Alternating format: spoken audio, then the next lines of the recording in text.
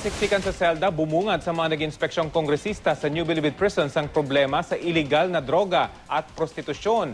Napo na rin ng ilang grupo ang umunay madalang na pamimigay ng pardon at executive clemency ni Pangulong Noynoy Aquino na makababawa sana sa malaking populasyon sa loob ng Bilibid. Balita hatid ni Sherian Torres. Droga at prostitusyon, ilan lamang ito sa mga problemang sumalubong sa mga miyembro ng House Committee on Justice sa inspeksyon nila sa New Bilibid Prisons kanina. Nasa Bilibid ang mga kongresista para sana alamin ang mga pagsasaayos ng pasilidad dito base na rin sa Republic Act 10575 o yung Bureau of Corrections Act of 2013. Sa halip, samot-saring problema ang tumambad sa kanila.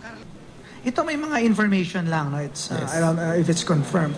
Pero sometimes sa private parts raw tinatago. Yes, may nahuli po tayo. We have recovered 428. May pamamaraan ng ginagamit ang inspection dahil minsan pinapasquat.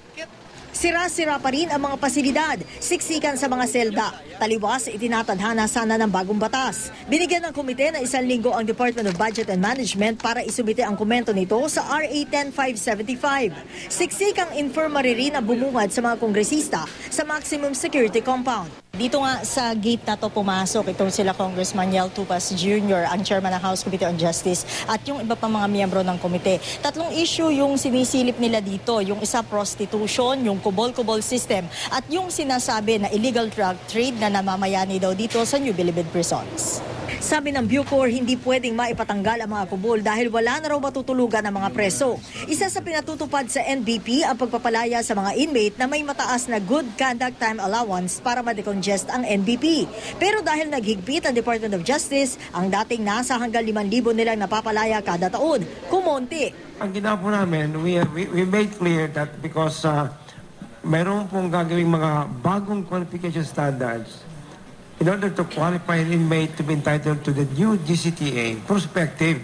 Kaya ang Catholic Bishops Conference of the Philippines at ang Commission on Human Rights pinuna ang di umano'y madalang na pamimigay ng pardon at executive clemency ng Pangulo. We kept on appealing to him. And I hope this committee also will appeal to the President to exercise that power. At least be merciful and compassionate. Karaniwang ibinibigay ang pardon o clemency sa mga inmate na nakatatanda na o kaya'y may sakit gaya nila. Marami na pong may sakit dito kasi lalo yung mga may edad na. 20 taon ako dito. Wala pa eh. Wala pang klaro mo kasi walang tumulong sa kaso ko eh. Giit ng mga kongresista, dapat daw dagdagan pa ng Pangulo ang pag-grant ng executive clemency, bagay na ginagawa naman daw ng Pangulo. Ginagawa ng ating pamahalaan ang nararapat diyan sa aspeto ng pagkakaroon ng hustisya sa mga na sentensyahan. Meron naman tayong umiiral na proseso ng parole and pardon. Sherian Torres, GMA News.